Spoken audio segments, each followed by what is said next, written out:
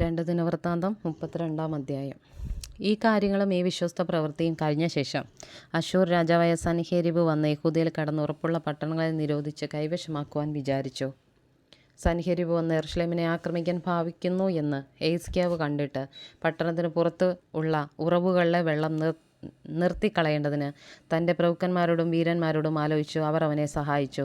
അങ്ങനെ വളരെ ജനം ഒന്നിച്ചുകൂടി അശ്ശൂർ രാജാക്കന്മാർ വന്ന് വളരെ വെള്ളം കാണുന്നത് എന്തിനെന്ന് പറഞ്ഞ് എല്ലാ ഉറവുകളും ദേശത്തിൻ്റെ നടുവിൽ കൂടി ഒഴുകിയ തോടും അടച്ചു കളഞ്ഞു. അവൻ ധൈര്യപ്പെട്ട് ഇടിഞ്ഞുപോയ മതിലൊക്കെയും പണിതു. ഗോപുരങ്ങളും പുറത്തു വേറൊരു മതിലും കെട്ടിപ്പൊക്കി. ദാവീദിൻ്റെ നഗരത്തിലെ മില്ലോവിൻ്റെ കേടും പൊക്കി അനവധി കുന്തവും പരിചയമുണ്ടാക്കി. അവൻ ജനത്തിന് പടനായകന്മാരെ നിയമിച്ചു. അവരെ നഗരവാതിൽക്കലുള്ള വിശാല സ്ഥലത്ത് തൻ്റെ അടുക്കൽ ഒന്നിച്ചുകൂട്ടി അവരോട് ഹൃദ്യമായി സംസാരിച്ചു. ഉറപ്പും ധൈര്യവുമുള്ളവരായിരിപ്പീൻ. അശ്ശൂർ രാജാവിനെയും അവനോട് കൂടെയുള്ള സകല പുരുഷാരത്തെയും ഭയപ്പെടരുത്. നിങ്ങൾ ഭ്രമിക്കരുത്. അവനോട് കൂടെ ഉള്ളതിലും വലിയൊരുവൻ നമ്മോട് കൂടെയുണ്ട്. അവനോടുകൂടെ മാംസഭുജമേയുള്ളൂ. നമ്മോടുകൂടെയോ നമ്മെ സഹായിപ്പാനും നമ്മുടെ ഭുജങ്ങളെ നടത്തുവാനും നമ്മുടെ ദൈവമായ യഹോവയുണ്ടെന്ന് പറഞ്ഞു. ജനം യെഹൂദ രാജാവായ യെഹിസ്കീയാവിൻ്റെ വാക്കുകളിൽ ആശ്രയിച്ചു. അനന്തരം അശ്ശൂർ രാജാവായ സൻഹേരീബ് അവനും അവനോട് കൂടെയുള്ള സൈന്യമൊക്കെയും ലാഗീഷിനരികെ ഉണ്ടായിരുന്നു തൻ്റെ ദാസന്മാരെ യെരൂശലേമിലേക്ക് യെഹൂദ രാജാവായ യെഹിസ്കീയാവിൻ്റെയും യെരൂശലേമിലെ സകല യഹൂദരുടെ അടുക്കൽ അയച്ചു പറയിച്ചതെന്തെന്നാൽ, അശ്ശൂർ രാജാവായ സൻഹേരീബ് ഇപ്രകാരം പറയുന്നു: നിങ്ങൾ യെരൂശലേമിൽ നിരോധം സഹിച്ച് പാർപ്പാൻ എന്തൊന്നിലാകുന്നു ആശ്രയിക്കുന്നത്? നമ്മുടെ ദൈവമായ യഹോവ നമ്മെ അശ്ശൂർ രാജാവിൻ്റെ കയ്യിൽ നിന്ന് വിടുവിക്കുമെന്ന് യെഹിസ്കീയാവ് പറഞ്ഞ് വിശപ്പും ദാഹവും കൊണ്ട് ചാകേണ്ടതിന് നിങ്ങളെ വശീകരിക്കുന്നില്ലയോ? അവൻ്റെ പൂജാഗിരികളും യാഗപീഠങ്ങളും നീക്കിക്കളയുകയും യഹൂദയോടും യെരൂശലേമിനോടും നിങ്ങൾ ഒരേ പീഠത്തിനു മുമ്പിൽ നമസ്കരിച്ച് അതിന്മേൽ ധൂപം കാട്ടണമെന്ന് കൽപ്പിക്കുകയും ചെയ്തത് ഈ യെഹിസ്കീയാവ് തന്നെയല്ലോ. ഞാനും എൻ്റെ പിതാക്കന്മാരും അതത് ദേശങ്ങളിലെ സകല ജാതികളോടും എന്തു ചെയ്തുവെന്ന് നിങ്ങൾ അറിയുന്നില്ലയോ? ആ ദേശങ്ങളിലെ ജാതികളുടെ ദേവന്മാർക്ക് തങ്ങളുടെ ദേശങ്ങളെ എൻ്റെ കയ്യിൽ നിന്ന് വിടുവിപ്പാൻ കഴിഞ്ഞുവോ? എൻ്റെ പിതാക്കന്മാർ നിർമ്മൂലനാശം വരുത്തിയിരുന്ന ജാതിയുടെ സകല ദേവന്മാരിലും വെച്ച് ഒരുവനും തൻ്റെ ജനത്തെ എൻ്റെ കയ്യിൽ നിന്ന് വിടുവിപ്പാൻ കഴിയാതിരിക്കെ നിങ്ങളുടെ ദൈവത്തിന് നിങ്ങളെ എൻ്റെ കയ്യിൽ നിന്ന് വിടുവിപ്പാൻ കഴിയുമോ? ആകയാൽ യെഹിസ്കീയാവ് നിങ്ങളെ ചതിക്കരുത്, ഇങ്ങനെ നിങ്ങളെ വശീകരിക്കരുത്. നിങ്ങൾ അവനെ വിശ്വസിക്കുകയും അരുത്. യാതൊരു ജാതിയുടെയോ രാജ്യത്തിൻ്റെയോ ദേവനും തൻ്റെ ജനത്തെ എൻ്റെ കയ്യിൽ നിന്നും എൻ്റെ പിതാക്കന്മാരുടെ കയ്യിൽ നിന്നും വിടുവിപ്പാൻ കഴിഞ്ഞിട്ടില്ല. പിന്നെ നിങ്ങളുടെ ദൈവം നിങ്ങളെ എൻ്റെ കയ്യിൽ നിന്ന് വിടുവിക്കുന്നത് എങ്ങനെ? അവൻ്റെ ദാസന്മാരെ യഹോവയായ ദൈവത്തിനും അവൻ്റെ ദാസനായ യെഹിസ്കീയാവിനും വിരോധമായി പിന്നെയും അധികം സംസാരിച്ചു. അതത് ദേശങ്ങളിലെ ജാതികളുടെ ദേവന്മാർ തങ്ങളുടെ ജനത്തെ എൻ്റെ കയ്യിൽ നിന്ന് വിടുവിക്കാതിരുന്നതുപോലെ യെഹിസ്കീയാവിൻ്റെ ദൈവവും തൻ്റെ ജനത്തെ എൻ്റെ കയ്യിൽ നിന്ന് വിടുവിക്കുകയില്ല എന്നിങ്ങനെ അവൻ ഇസ്രായേലിൻ്റെ ദൈവമായ യഹോവയെ നിന്ദിപ്പാനും അവന് വിരോധമായി സംസാരിപ്പാനും എഴുത്തും എഴുതി അയച്ചു.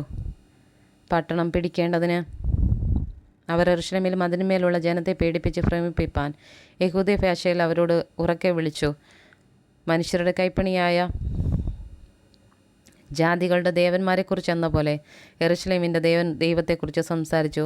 ഇത് നിമിത്തം യെഹിസ്കീയാ രാജാവ് ആമോസിൻ്റെ മകനായ യെശയ്യാ പ്രവാചകൻ പ്രാർത്ഥിച്ച് സ്വർഗത്തിലേക്ക് നിലവിളിച്ചു. അപ്പോൾ യഹോവ ഒരു ദൂതനെ അയച്ചു.